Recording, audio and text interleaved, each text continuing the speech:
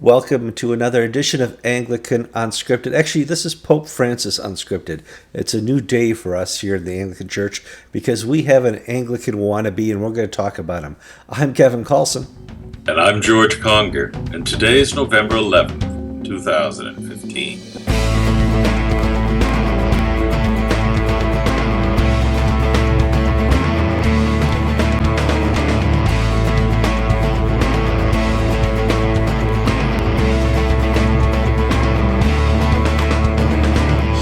Okay, welcome to another show. Obviously, we'll get to talking about the Pope in a minute.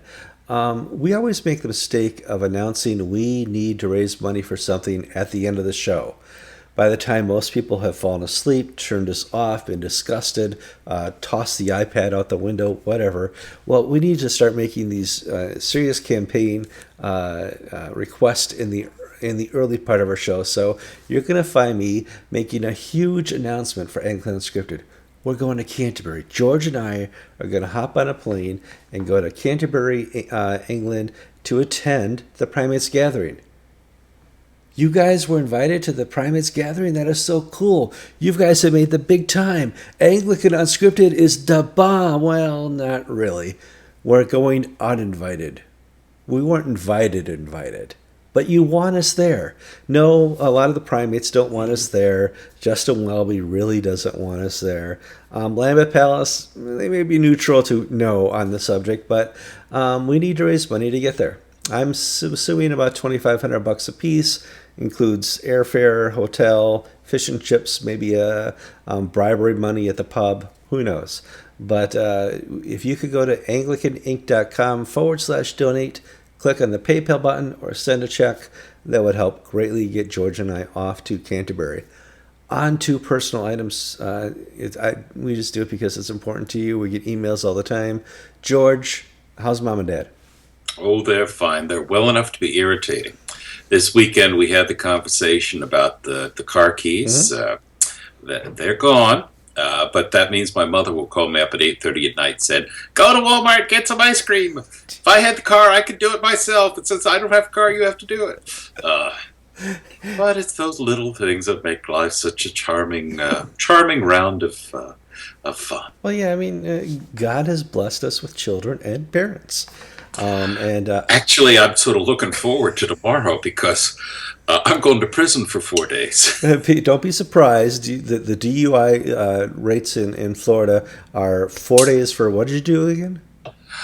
It's a Kairos prison ministry weekend. I'm sorry. I thought you got caught. But no cell phones, no interruptions, no calls to get ice cream at 8:30 at night.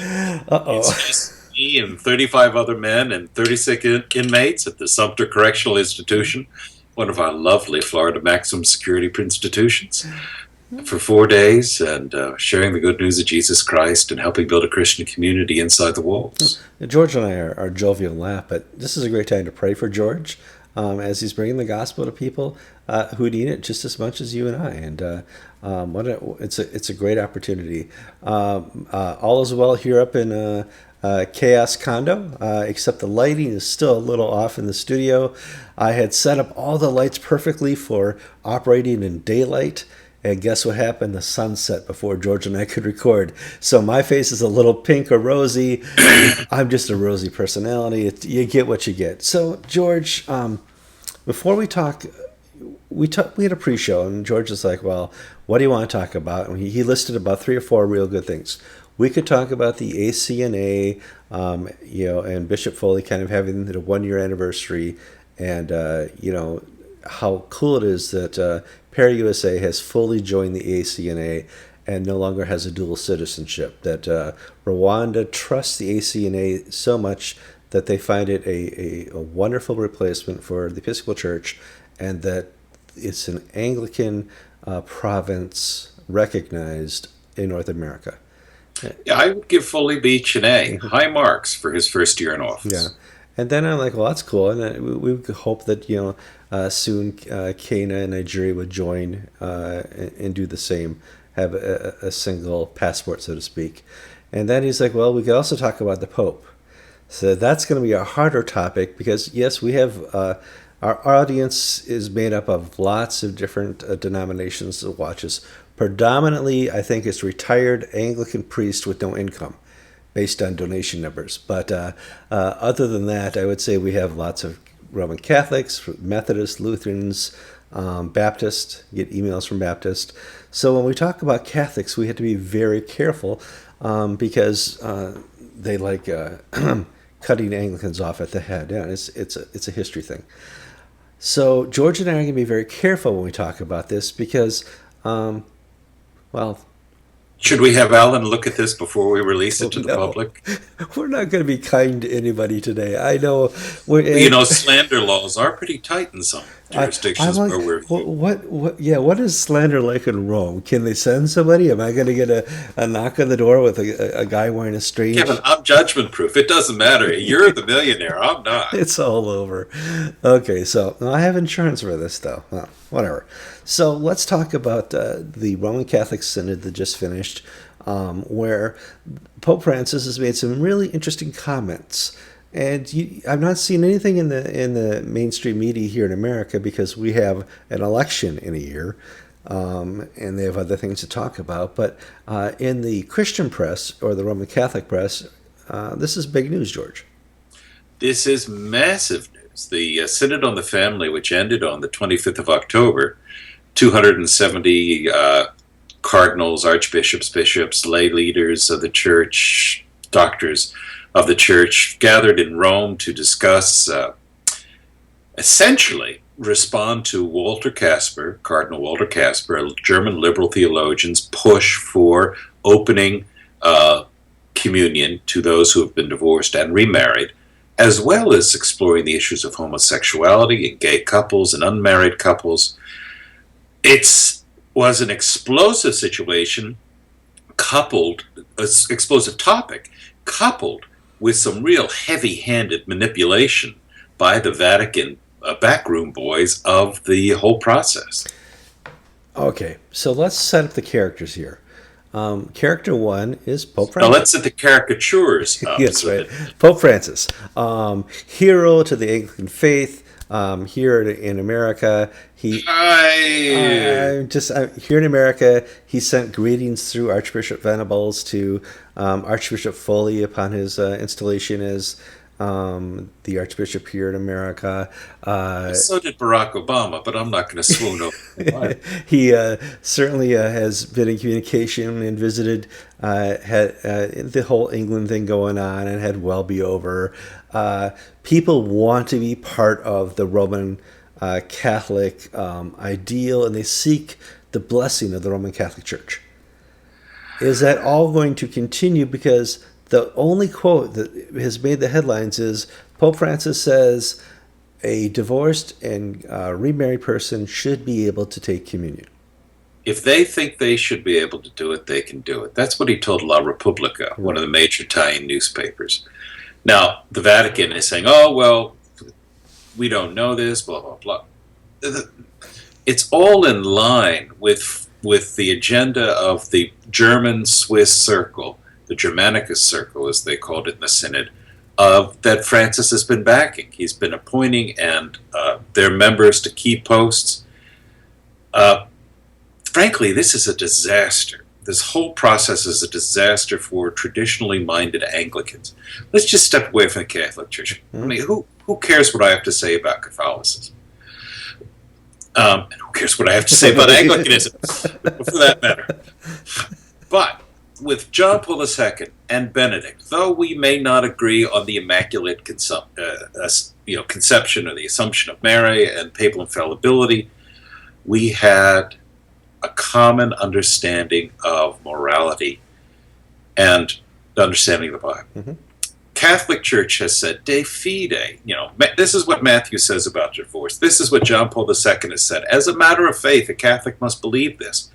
And now that's all being pushed to one side in favor of, pastoral sensitivity. Now, I may not agree with Catholic teachings on contraception, for instance, but I applaud the rigor in which they present this. Now, if they continue to do biblical work and studies and say this is why we're changing our mind, all power to them. But we're seeing a push by Walter Casper with the tacit approval of Pope Francis to allow sentiment and feeling to drive doctrine. Mm-hmm. And that's what's been so destructive in the Episcopal world for 30 years. That if I feel this way, that trumps what Jesus says about this. So he's no longer the darling of Roman Catholicism. Well, no, he's the darling of some Roman Catholics, but if you look at traditionalists, man, I haven't seen this. Well, the world has not seen this degree of open, I don't want to say contempt, but open displeasure of a sitting pope by key Catholic leaders since the Reformation. I would say almost the Council of Trent, but yes. I mean, this is, there's big trouble brewing in the Catholic world. Mm-hmm. Now, the final document released by the Synod is one of these things that can be read either way. And some conservatives will say, well, look, there's nothing in this that says we now do this, we now do that, we now do that. Granted, there's no explicit approval. But by the same token, the liberals in, the Bishop of Freiburg in Germany is saying, I now have permission to say to all divorced Catholics, if you think you should receive a communion, go ahead and do it. And we're going to start talking about how we can work gay families, gay couples, men, husband and husband, into the liturgical sacramental life of the Catholic Church. Based on this same thing that conservatives are saying, well, I don't see this. Problems. Well, it is problems because I don't mind the Roman Catholic Church reflecting more of an Anglicanism or wanting to be Anglican wannabes. I do have a tremendous, oh my God, what's happening here when they try to be the Episcopal Church. They're picking the worst aspects of the Anglican way to emulate. Now, it's not like they're going to start dressing nicely now and buy their vestments at the right places. Mm-hmm. And, the important stuff that means being an Anglican, an accountant Almies, or Whipples, that's not where they're going. No. They're buying into the whole Frank Griswold pluriformity business. Mm-hmm. Now, Frank Griswold, beloved by many people, well, at least a few people. A few people. Less and less as time goes on. Touted a doctrine of relative truth. Mm-hmm. My truth is my truth, your truth is your truth. What is true in Lagos, Nigeria, can be false in Manhattan. And that's the way we Anglicans can exist with each other. We're going to hold things in tension. Well, that didn't work, did it? Did not work. The tension caused a rip in fabric. Now, Francis is basically backing the line being put forward by the progressives in the Catholic Church that national and local Episcopal conferences can decide matters of pastoral concern so that what is a sin in Lagos, Nigeria will not be a sin in Germany. That's the Anglican way. Now, you could say the Anglican way is holding two positions simultaneously. Yes, the Anglican way is to have two equal and opposite. It's kind of a physics paradox. Equal and opposite opinions that hold the same value. And friends, it doesn't work. Mm-hmm. Jesus is Lord or he isn't. Mm-hmm. You're pregnant or you're not. And the push being done by those closest to Francis. I have, as I said, I don't support some of these Catholic teachings. I have no interest whatsoever in becoming a Roman Catholic.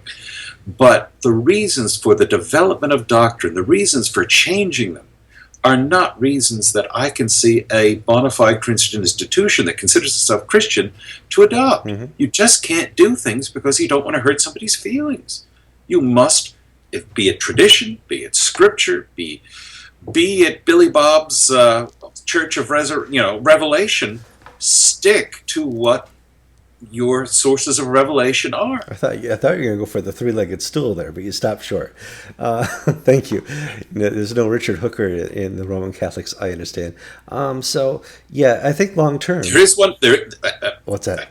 Go for it. There is a winner in all this. Okay. There is a winner. It's the Russian Orthodox Church, of all people. I know. I mean, Putin has come out as this defender of the faith. He's going into Syria to protect the Christians. He's waging a holy war, the Russian Orthodox are saying. I mean, I see the Russian Orthodox priest blessing the missiles before they leave on the airplanes. I'm like, whoa! I never would have thought of this 25 years ago. The Roman Catholic Church under Francis has abandoned the moral high ground to, of all people, Cyril or Kirill and the Russian Orthodox. They're loving this stuff because they're the ones that can stand up and protest, in the European Parliament and all the changes in social and family life that are taking place. And Foley Beach is going to Moscow and is getting more done with the Orthodox on common moral stances than he is with the Catholics right now. And that's a frightening thing. Yes, it is. Well, especially if you grew up the Russians being the bad guys. I know. We grew up and they were communism in the Soviet Union, the evil empire. But I don't think for a second that it's a closet pinko by any chance. Who? Foley Beach. He's not a closet commie. I don't think so at all. He's a hard-loving, good-loving American. Does have a beard. Does have a beard. Whatever. He has a beard. Beards. Okay. You're all commies! Well, first of all, let's close out the program. We want to thank all the veterans out there. It's Veterans Day for serving in the wars. I think we probably even still have World War II veterans who watch the program. Not many of you guys left, but we want to thank you for your service to our country.